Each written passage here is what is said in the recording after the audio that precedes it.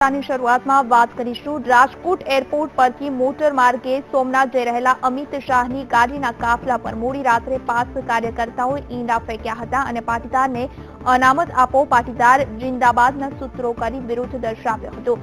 કાર્યકર્તાઓ કેશોદથી 5 કિલોમીટર દૂર સોંદરડા બાયપાસ પાસે ઈંડા લઈ ઉભા હતા। રાત્રિના સમયે સોમનાથ જતી વખતે વિરોધ દર્શાવવા કેશોદ તાલુકાના 5 સમિતિના કન્વીનર ભરત લાડાણી, જય ડઢાણિયા સહિતના 10 જેટલા કાર્યકર્તાઓ બાયપાસ પાસે ઈંડા લઈ ઉભા હતા।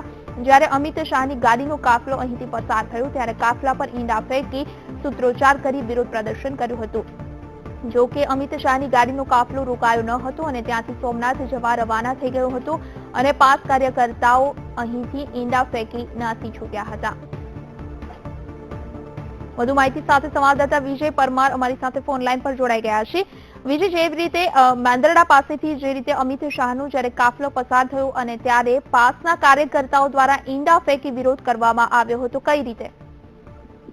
જી મનીષા, વાત કરવામાં આવે તો ખાસ કરીને જણાવી દઉં કે આવતીકાલે નરેન્દ્ર મોદી જે દેશના વડાપ્રધાન છે તે એક મહિલા સંમેલન પણ સંબોધવાના છે અને તે ઉદ્દેશથી અમિત શાહ હવાઈ માર્ગે રાજકોટ આવ્યા હતા। ત્યારબાદ તે રોડ માર્ગે સોમનાથ જઈ રહ્યા હતા ગત રાત્રિના 11:30 કલાકે। ત્યારે કેશોદની બાજુમાં સોંદરડા બાયપાસ પાસે પાટીદાર પાસના કાર્યકરો હાઈવે ઉપર જ ઉભા હતા અને તેઓએ એક અનામતની માંગ સાથે નારા લગાવ્યા હતા। જય સરદાર અને મોદી હાય હાયના નારા લગાવી અને વિરોધ કરવામાં આવ્યો હતો અને ત્યારબાદ ભરત લાડાણી અને અન્ય 10 જેટલા કાર્યકરોએ અમિત શાહની ગાડી જ્યારે પસાર થઈ હતી ત્યારે તેમની ઉપર ઈંડા ફેંકવામાં આવ્યા હતા।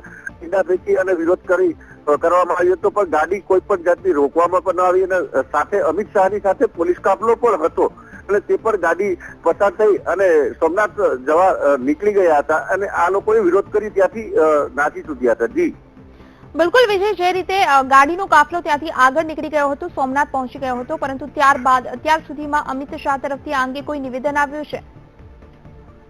જી મનીષા, વાત કરવામાં આવે તો અત્યાર સુધીમાં કોઈ પણ આમની તપાસ પણ થઈ નથી અને કોઈ નિવેદન પણ દેવામાં નથી આવ્યું અને હાલ તો તે આ વાયરલ થયા બાદ વિડીયો વાયરલ થયા બાદ હવે પછીના સમયમાં પણ કદાચ આપની તપાસ થઈ શકે। જી બિલકુલ વિજયસિંહ, આપનો આભાર સમગ્ર માહિતી માટે।